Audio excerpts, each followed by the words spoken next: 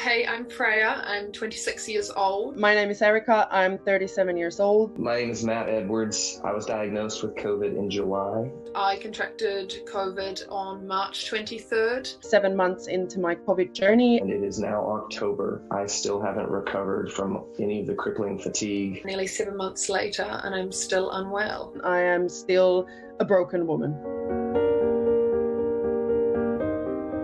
By now, we all know the most common symptoms of COVID-19. Dry cough, the high fever, the loss of taste or smell.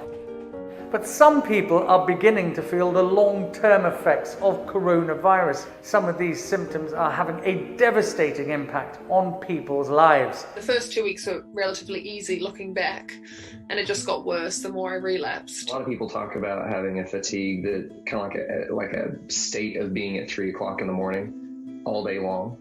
And that's kind of the way that mine is. I could not even walk to the bathroom alone. The fatigue is so bad. I couldn't sit in the shower and wash my hair. I didn't have the energy to keep my arms above my head. Extreme fatigue is an often reported symptom, but long COVID seems to affect every part of the body, with people reporting cognitive difficulties, anxiety, depression, and headaches.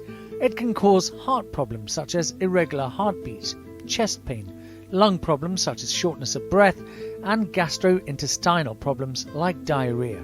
The way that I explain it to people is it's kind of like getting up out of bed in the morning and then reaching your hand in a hat. You have to pull out a symptom, and you got maybe 50 different symptoms that you can pull out, and then whatever you pull out of the hat is what you have for the day. I was 26 when I got it, and I was so healthy. I had no underlying health conditions, no prior illnesses, and here I am 7 months later, and I have irregular heartbeat, heart palpitations, chest pain, really bad brain issues, muscle spasms, numbing, all of this as a 26-year-old. And I just think long COVID needs to be part of the discussion, because at the moment all it is older people are going to die.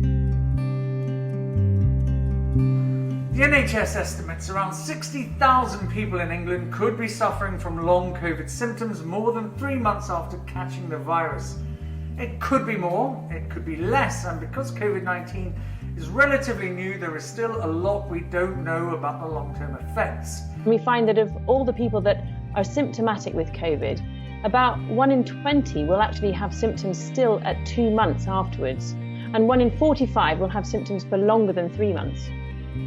It does seem that having more than 5 symptoms in the first week seems to be a strong risk factor for long COVID. It's slightly more likely if you're a female, and this may be something to do with the difference in immune response to viruses in women and men.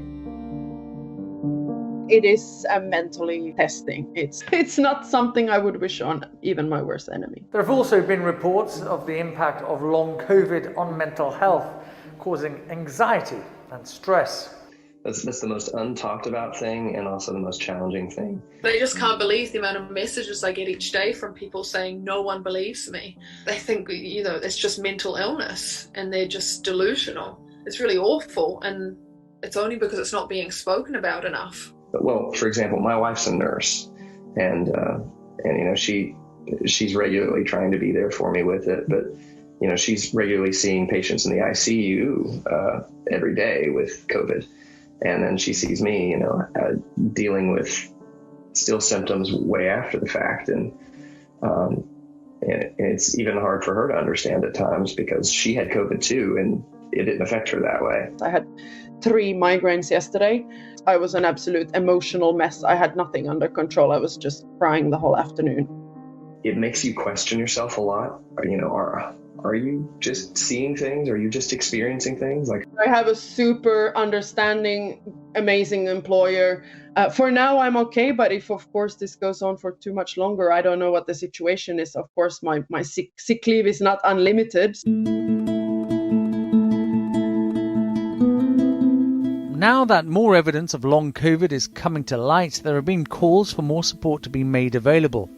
Health Secretary Matt Hancock has even been asked about it in Parliament. People of all ages are affected by long COVID, and people who are younger, who might think that they're unlikely to get severe symptoms or die of COVID, can still have a terrible illness that completely changes their lives for months and months and months.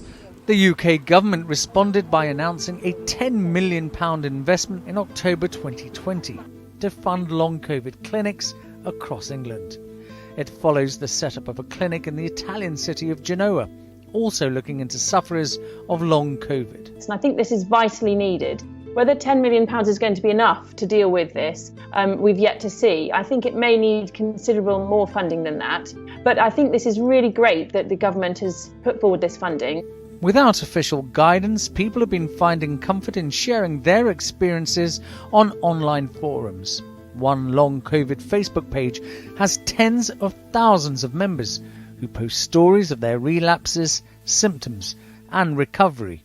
Being able to be on a support group on Facebook has probably helped more than anything. I mean, that's the only thing that sort of kept me sane, because when you hear so many people have it, and when everyone's saying it's just a 2-week illness and you'll get over it, and you're not by month 3 and then month 4 and month 5, and you're still so unwell, it's so unnerving. And the only thing that keeps you sane is talking to other people who have long COVID. I was, of course, thinking, well, maybe I have a terminal illness, maybe I've got some form of cancer that I've been, stricken with, and of course, after several tests, it was none of those things,